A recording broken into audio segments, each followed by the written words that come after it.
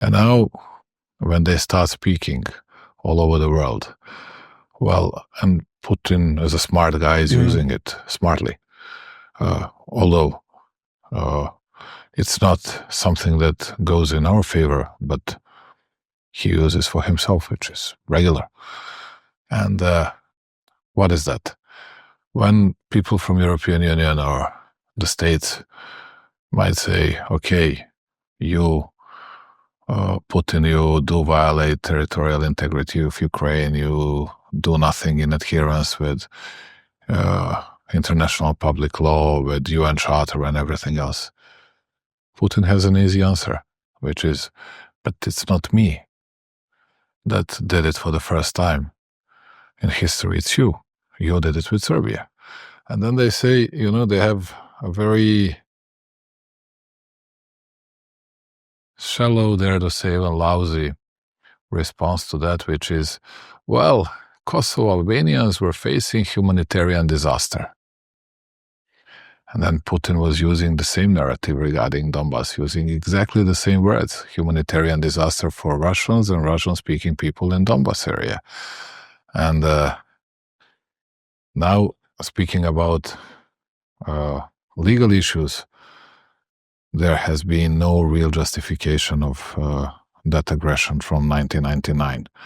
And as a matter of fact, it became true in 2008 when so-called Kosovo claimed its own independence, that they were supported from the very first moment by Western countries, by Clinton administration, by all the other European administrations, to do these steps in order to secede from Serbia. Now they are big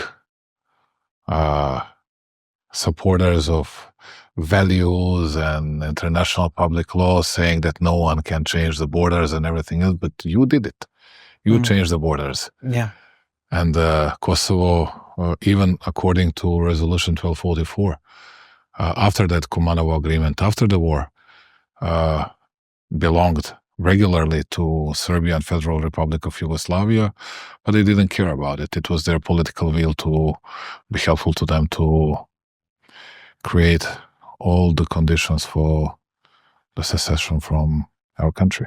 Yeah, and then that's another thing that people don't know, is that it's called the Kosovo Precedent, which President Putin and others have used, but in this case, President Putin used in 2014 and 2022, which we're going to talk about. Can I add something to Please, that? yeah, of course. When the war in Ukraine started, I had some discussions with President Macron, with Charles Michel, with Chancellor Scholz.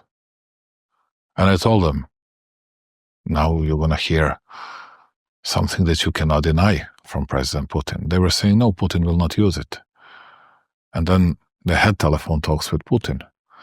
And after that, I discussed, in a way, the content, what was the atmosphere and everything else with European leaders. And all three of them, Macron, Scholz, and Charles Michel, they said to me that Putin was insisting on Kosovo Precedent.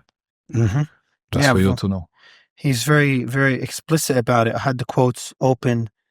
The Western countries recognize the cessation of Kosovo from Serbia as legitimate, but we were not allowed to do the same for Crimea. What is this if not double standards? That was 2014. And then 2022, the leading Western countries once recognized the cessation of Kosovo from Serbia as legitimate.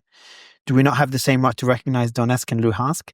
So one could look at this as, from a strategic perspective, as something that backfired on NATO. Exactly, but you cannot say easily that it's not true. You can like him, you can dislike him, you can say whatever you want, but is it something that goes in favor of Serbia? No, no, not at all. Because he is asking to get something what people in the West believe that they have already done here. But is it true that it was illegal way for helping secession here in our country and in our region? Well, it's true.